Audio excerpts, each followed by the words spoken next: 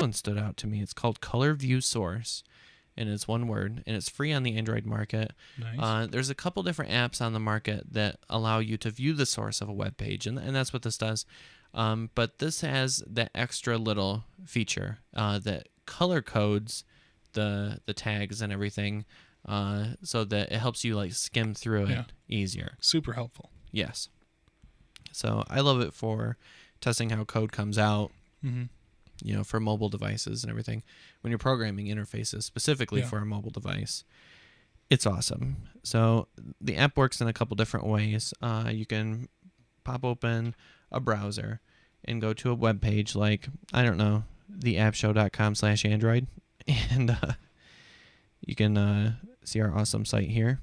But if you hit menu and go to more inside your browser here, and share the page, like if you were going to share it to Facebook or something like that. ColorViewSource comes up as an option to select here for the share intent. So you hit that, and it will actually feed the URL to the ColorSource app. The app will then download the web page, take the text and like render it out based on color codes. And this doesn't have any. What the heck, did I disable it in the thing? Let's see. Renders HTML. Awesome. It's going to force close on me when I'm doing the review. Whoops. This hasn't happened before. Usually it loads up. You get the loading thing. Mm-hmm. And like, look at this. It's all in black and white. I just showed you this a second ago. You did. It was colorful. And there wasn't any problem at all.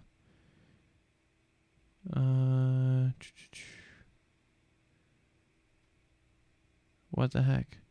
See, I'm trying to scroll over too, to see the line numbers. There's no line number either. You broke it. I must have. So I don't know. I guess on a regular basis, this works. Let me pull up. I'll go down my recent list.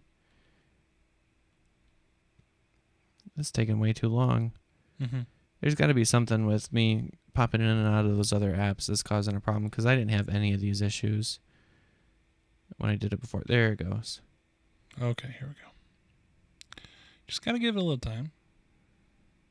So here we are. This makes a little bit of sense. If you can, I don't know if you can see that on here, but it's purple and blue and green and all the pretty colors that you like seeing when you're a coder trying to sift through a bunch of stuff to find what you're looking for. Yeah. So you can view the source of any web page or whatever, just like you would in a full browser. And right here along the left side, it lists out all the different lines for the code. So again, you can easily track that stuff down. But like I said, it shares directly from the browser, but you can also view your recent ones like I did just then to bring this up. Or you can manually type in a URL by hitting that open URL. So, and if you have pages stored locally on your SD card, you can hit your file browser here and just find the file on the SD card, hit it, and it'll open it right up and show you the source.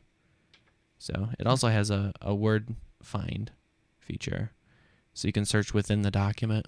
Oh, that's nice. So, and if you have an editor for these, you can hit edit, and it'll list out some of the stuff.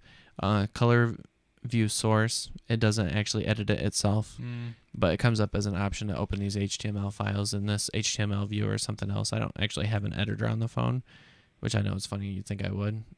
Well, like, I mean, it seems like it would be kind of difficult to actually edit something right on the phone. Well, but you have FTP.